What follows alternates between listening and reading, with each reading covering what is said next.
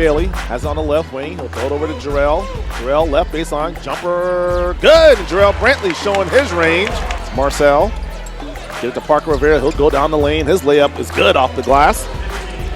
Brantley pump fake. He'll go up. He goes up for the dunk, but it's blocked. And the rebound falls into the hands of Jarrell Brantley. Bounce pass to Marquise Pointer. His layup is good. And Marquise Pointer. Johnny Davis, he has it on the right wing. He'll drive against Peyton Hulsey. He'll get to the rim. His left-hand layup is good. Swing it over to Marquise Pointer, NBA three-pointer, nothing but net. 1, 2, 3, Marquise Pointer hit a three-pointer. Hawkins over to Marcel, deep three-pointer for him is good.